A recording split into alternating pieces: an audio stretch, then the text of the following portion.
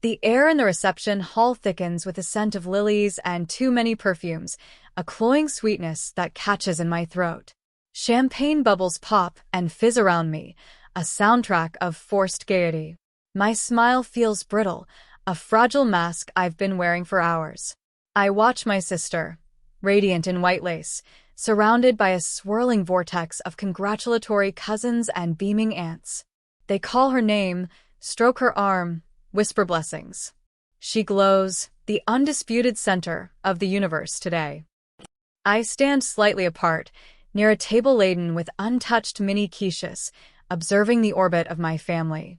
They move around me, through me, as if I'm a ghost in the machine of their perfect family tableau. My mother catches my eye across the room, a predatory glint in her gaze, and she navigates the crowd towards me, towing Aunt Carol, who smells faintly of mothballs and judgment. My chest tightens. Here it comes. The inevitable, subtle or not so subtle, dig that reminds me of my place, or lack thereof, in the family hierarchy. There she is, my mother says, her voice amplified just enough to carry to a few nearby relatives, a stage whisper designed for maximum impact. She doesn't hug me, doesn't touch me. She just gestures vaguely in my direction, as if presenting a museum exhibit she's slightly embarrassed by. Aunt Carol offers a tight-lipped smile that doesn't reach her eyes. "You look comfortable," Aunt Carol says, eyeing my dress. It's a simple navy blue, chosen for its ability to fade into the background, elegant but unassuming. Not the pastel fanfare of the wedding party, not the sparkling gowns of the guests vying for attention. Comfortable, meaning clearly not special. Not like my sister. My mother chuckles, a dry, rustling sound like dead leaves. Oh, she always does. Practical, you see. Not one for the fuss. Not like our Sarah. She links her arm through Aunt Carol's, pulling her closer, lowering her voice conspiratorially, but still audible. Sarah, she's the one everything comes easy to. The beauty, the brains, the perfect husband, the perfect life laid out before her like a red carpet, she sighs, a performance of maternal pride so overdone it's practically a cabaret. Her eyes flick back to me, lingering for a fraction of a second, a look that says, "And you, well, you're just you." Then she delivers the line, the one that lands like a punch to the gut every single time, the one that encapsulates 2 decades of unspoken comparison and casual cruelty. She's our true success, isn't she? Everything we hoped for. The words hang in the air between us, a toxic cloud. They're not just words, they are the culmination of years of feeling less than, of hearing my sister's achievements lauded while mine were met with lukewarm interest or backhanded compliments. My college acceptance was nice. Hers was a triumph. My first apartment was small. Hers was cozy. My career was a job. Hers was a calling success. In their eyes was a specific mold. Beauty, effortless grace, finding a good catch, traditional milestones hit on schedule. I took a different path, one they never quite understood or approved of. A path that required grinding, sacrificing, building something from the ground up with messy hands and sleepless nights. Something that didn't fit their pretty picture. And now, at my sister's wedding, the ultimate validation of her life choices, they twist the knife, reminding me I will always be the less successful, less cherished daughter. The words hit me with a physical force, stealing the air from my lungs. My carefully constructed smile wavers. Aunt Carol nods sagely, a silent co-conspirator in this ritualistic dismissal. They don't see the flicker of pain in my eyes, or maybe they do, and they relish it. They turn away then, their mission accomplished, rejoining the cheerful throng, leaving me standing alone by the quiches, the sweet air suddenly stale. If you've ever felt this way, like a shadow in your own family's light, tell me in the comments. I read all of them. And if you haven't already, please subscribe. It helps me more than you know to share these stories. I stand there, rooted to the spot, the champagne glass heavy in my hand. The bubbles have gone flat. My throat feels tight, a knot of humiliation and a familiar, aching sadness. This isn't new. This is the soundtrack of my life with them. But at my sister's wedding, today, when I had tried so hard to set it all aside, to just be happy for her. It stings with a fresh venom. My mind drifts back, as it always does in moments like these, to the beginning, to childhood. Sarah, with her easy laugh and effortless charm, always the star, the one who drew people in. Me, quiet, observant, more comfortable in books or building things in the garage with scrap wood. Sarah's report cards displayed on the fridge, mine tucked away in a drawer. Sarah's dance recitals, my debate club wins met with a polite nod. It wasn't overt cruelty, not usually. It was worse. It was indifference disguised as concern, comparison dressed up as encouragement. "Why can't you be more like Sarah?" became the silent question that hung in the air. I learned early that their love felt conditional, tied to a version of myself I couldn't be, or didn't want to be. Sarah was the blueprint for success. I was the faulty prototype. As we grew older, the gap widened. Sarah excelled in conventional ways, following the path laid out for her. College, defined major, clear career trajectory towards something respectable and easily explained to the neighbors. I chased something less tangible, something creative and volatile. There were lean years. Years they pointed to as proof of my poor choices. Years they compared to Sarah's steady ascent. I remember calling home once, after landing a major project I was incredibly proud of, something that represented years of struggle and risk. I was buzzing with excitement. My mother listened, her tone flat. "That's nice, dear. Sarah just got promoted to senior associate. She's doing very well." The conversation shifted instantly, the spotlight swinging back to Sarah, leaving me once again in the dim corners. It wasn't just about the money or the title, it was about validation. And theirs was always withheld from me. Then came the conversation about the wedding. Sarah was thrilled, of course. Planning, dresses, venues. The budget came up quickly. Weddings are expensive. My parents, nearing retirement, expressed worry. They wanted Sarah to have her dream day, but the numbers were daunting. I listened, my heart aching for Sarah, knowing how much this meant to her. I had done well. The risky path had, against their predictions, paid off. Quietly, without fanfare, I had built something significant. Something they didn't understand, perhaps, but something that had given me a level of financial security far beyond what they imagined. Or perhaps what they wanted to imagine. My success didn't fit their narrative of my life. An idea sparked. An impulse, maybe born of that old, familiar ache, or maybe a genuine desire to see my sister truly happy without the burden of financial stress. I told my parents I wanted to help. Not just a little. I wanted to cover it. The whole thing. The venue, the catering, the dress, the flowers, the music, everything. A gift. For Sarah. There was a stunned silence on the other end of the phone. Then my mother's voice, tentative, almost suspicious. "Are you sure?" "That's a lot of money," I assured her I was.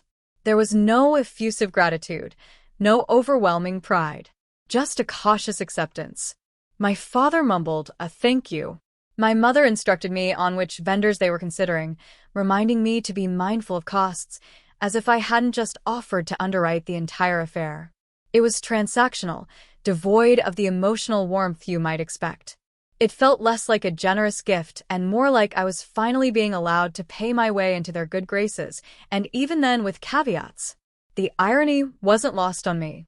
The less successful daughter was footing the bill for the true success daughter's perfect day. I didn't tell Sarah the full extent of my contribution. It felt like it would complicate things, inject an element into her happy planning that didn't belong. I wanted her joy to be pure. Now, standing in this room, the music swelling, the clinking of glasses a constant chime, my mother's words echo. She's our true success, my money, my effort, my desire to give my sister this perfect day. It was invisible to them. Or worse, it was seen not as a mark of my success, but simply a resource I was expected to provide for the truly successful one. It didn't change their fundamental view of me.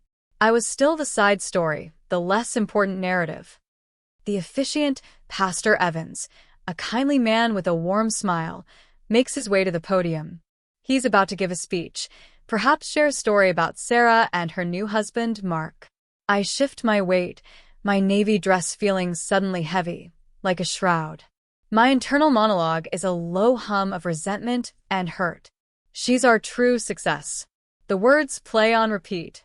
Everything we hoped for. And what about me? What did they hope for me? And did I meet it? Clearly not. Not in their eyes. My gaze drifts to my sister. She's laughing, her face alight. Mark is watching her, adoration clear in his eyes. A genuine pang of happiness for her cuts through the noise in my head. She deserves this. She is happy. And despite everything, I love her fiercely. My gift was for her. But my mother's words, they've poisoned the well. They've taken a moment meant for joy and twisted it back into the familiar narrative of my inadequacy. I look at my mother, now chatting animatedly with another relative, her back straight, her smile wide. She looks utterly content, basking in the reflected glow of her true success, and a cold, hard feeling settles in my gut. A determination solidifies, sharp and unexpected. For years, I've let their narrative define me. I've tried to be understanding, to tell myself that's just how they are, that their approval shouldn't matter. But standing here, invisible yet again, having given so much while being told I amount to so little, something snaps. I don't need their validation. I don't need the world to know what I did. But they need to know. Not for me, but for them. They need to confront the reality that their less successful daughter quietly achieved something significant, something that allowed her to give this immense gift. They need to see that their narrow definition of success blinded them to who I am and what I've accomplished. It's not about revenge, not exactly. It's about a quiet, undeniable assertion of self in the face of decades of erasure. It's about making them see the full picture, just for a moment. Making them silent when they expected to be loudest in their praise of the one daughter, implicitly diminishing the other. Pastor Evans clears his throat, tapping the microphone gently. A hush falls over the room, the scattered conversations dying down. Everyone turns their attention to the front. My heart begins to pound, a slow, heavy drumbeat against my ribs. I hadn't planned this. Not consciously. But when I arranged things with the various vendors, I had made one specific, quiet request. I had asked them to communicate only with me, and if anyone asked who was handling the bill, they were to refer them back to me. And I had given Pastor Evans my contact information, asking him to coordinate any logistical questions with me. I had simply signed off on everything. I hadn't thought beyond the logistics, hadn't anticipated this moment, this need. But now, standing here, raw from my mother's words, the pieces click into place. Pastor Evans smiles warmly at the assembled guests. He speaks of love, of commitment, of the joining of two families. He talks about Sarah and Mark, their journey, their hopes for the future. My sister is beaming, squeezing Mark's hand. My mother is watching Pastor Evans intently, a serene expression on her face, undoubtedly anticipating a mention of the family's support, perhaps a veiled nod to their role in raising such a wonderful daughter. She catches my eye again, and this time there's a look of placid superiority, the kind that comes from being utterly secure in your own narrative. Pastor Evans continues, his voice gentle and clear. He speaks of the community that surrounds Sarah and Mark, the friends and family who have supported them. He thanks various people by name, the bridesmaids, the groomsmen, the parents of the groom, Sarah's parents. My mother and father swell slightly with pride as their names are mentioned. My mother shoots another quick glance at me, a smug little smirk playing on her lips. See? The look says, this is our moment. Our daughter. Our success. And then Pastor Evans pauses. He looks out at the crowd, and his gaze seems to settle near where I'm standing. My breath catches. This is it. The moment I hadn't planned for, but suddenly desperately needed. My stomach twists. What if he doesn't say it? What if he forgets? What if he just thanks the parents generally? The thought sends a wave of cold anxiety through me. And another thought, darker, colder. What if he does say it, and it makes things worse? What if the fallout is unbearable? But the feeling of being erased, of having my contribution and my very being dismissed moments ago, overrides the fear. I stand taller, my jaw setting. I meet Pastor Evans's gaze, and in that instant, I feel a surge of something, not just courage, but a quiet power I hadn't realized I possessed. I paid for this. Every single beautiful flower, every perfectly chilled bottle of champagne, every note of music, every single detail that made this day perfect in their eyes. I did that, not for recognition, but because I could, and because I wanted to give Sarah this joy. But my mother's words had twisted the knife of my invisibility too deep. Pastor Evans clears his throat again, a final preparation. The room is utterly silent now, everyone hanging on his words. He smiles, a warm, genuine smile. He looks directly towards my section of the room, his eyes finding mine. And he says, clearly, his voice carrying to every corner of the hall. A wedding of this scale, with such attention to detail and beauty, is a significant undertaking. It requires not only love and commitment from the couple and their families, but also incredible generosity and support. And today, I want to take a special moment to acknowledge the person whose extraordinary kindness made this entire celebration possible. He pauses, letting the words sink in. I see heads turn, people exchanging confused glances. They all assumed it was the parents. Who else would fund a wedding like this? My mother's serene expression has started to falter, a flicker of confusion crossing her face. She subtly shifts her weight, her eyes fixed on Pastor Evans. Pastor Evans continues, his voice full of genuine warmth. Often, we thank the parents of the bride and groom for their support, and rightly so.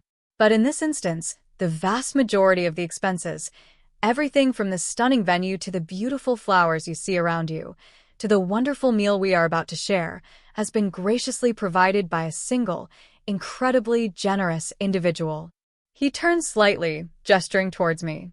My heart is hammering against my ribs, a wild bird trying to escape. The air feels charged, thick with unspoken questions. All eyes are turning towards me now. My smile is gone, replaced by a neutral, almost defiant expression.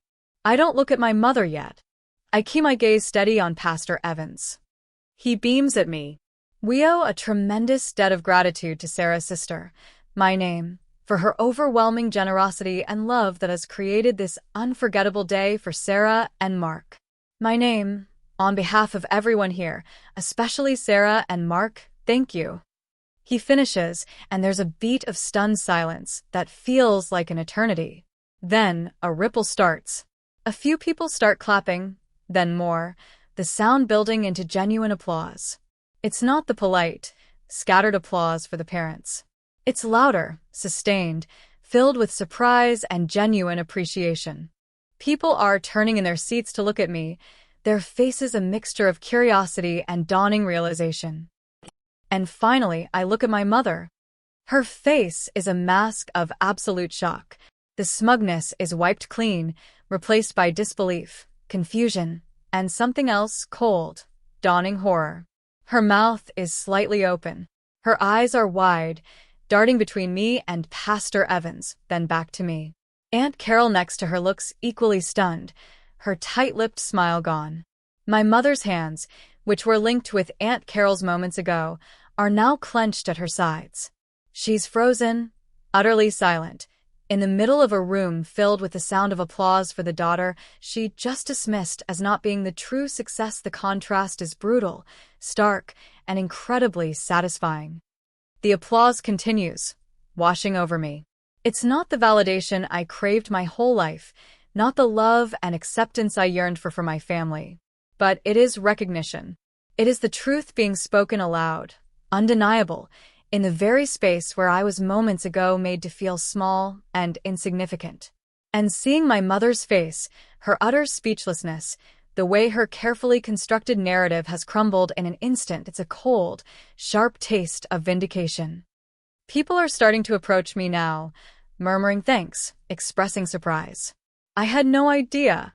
That was so incredibly generous. I manage polite smiles, deflecting the attention slightly, murmuring that it was a gift for my sister. My sister herself is making her way towards me, her eyes slightly wide with surprise, a question in them. She hugs me tight. "You did this?" she whispers, her voice thick with emotion. I just hold her, nodding into her shoulder. This part, the connection with her, is real. My mother is still standing frozen, a statue in the middle of a moving crowd.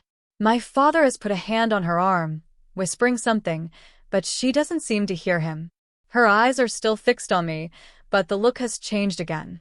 The horror is still there, but now mixed with something else, something like resentment, almost like betrayal. How dare I? How dare I upend her narrative? How dare I reveal that the daughter she deemed less successful was capable of such a feat, and chose to do it in a way that highlighted her own blindness? The rest of the evening is a blur of strained interactions and averted gazes. My mother avoids me. She makes a visible effort to regain her composure, plastering a smile back on her face, but it doesn't reach her eyes.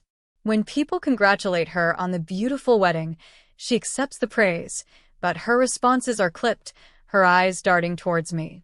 The casual confidence is gone, replaced by a brittle defensiveness. Aunt Carol, too, keeps a wide berth. The unspoken hierarchy has been publicly challenged, and they don't know how to navigate it. My father pulls me aside later, near the bar. He looks uncomfortable. "That was quite a surprise," he says, his voice low.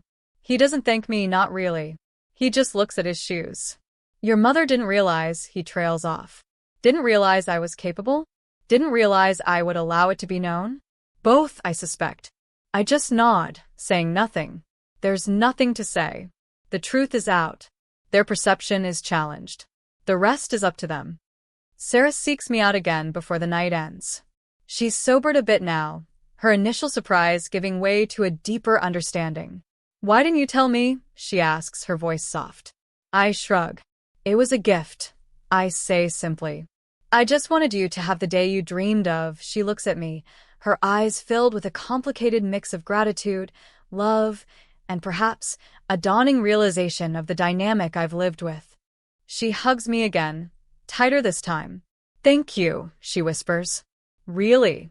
Thank you." That hug, that genuine appreciation from her, is worth more than any applause, more than any acknowledgement from anyone else. Leaving the reception hall feels like shedding a skin. The heavy, perfumed air, the forced smiles, the undercurrent of family tension. I step out into the cool night air and breathe deeply. The silence in the car on the way back feels different. It's not the lonely silence of being overlooked. It's the quiet stillness after a storm has passed. The storm of their judgment. The storm of my own buried pain. The following days are strange. Calls from relatives who heard the news, expressing admiration, sometimes thinly veiled curiosity about my finances. My mother calls, eventually. Her voice is stiff, formal. She doesn't apologize for her earlier comment. She doesn't thank me properly. She says something about how Pastor Evans's announcement was a little unconventional and put everyone on the spot. She manages a grudging, generic, "Thank you for your contribution to the wedding," contribution. Not sponsoring the entire event. She's already trying to minimize it, to fit it back into her old framework. I respond politely, keeping my voice even. I don't rise to the bait. I don't need to argue. The truth spoke for itself. The silence on the phone after that feels different too. Less like awkwardness, more like a permanent, quiet distance has settled between us. The vindication feels less like triumph and more like a cold peace. I didn't do it for their applause, but seeing their narrative falter, seeing them confronted with the reality of my quiet strength and capability, was necessary. It wasn't about proving myself to them anymore. It was about finally validating myself to myself, in a way they couldn't ignore, even if they refused to acknowledge it fully. The dynamic has shifted, subtly but irrevocably. They still default to praising Sarah, but there's a new hesitation, a recognition that the ground beneath their feet isn't as stable as they thought. My relationship with Sarah feels stronger, built on a new foundation of understanding. I am still the daughter who took the unconventional path. I am still different from Sarah. But now, my difference isn't a mark of failure. It's a mark of resilience, of building my own success story, quietly, determinedly. And while I may never get the easy, unconditional approval I once craved from my mother, I have something more valuable. My own quiet strength and the knowledge that I stood in the spotlight they tried to deny me, not by demanding attention, but simply by letting the truth be known. The silence that followed my mother's words, and the later silence after Pastor Evans's, they speak volumes. And in that quiet, I finally hear my own voice, clear and strong. If this story hit close to home, I'd love to hear your version in the comments below. Thanks for being here. Subscribing helps bring more of these to life.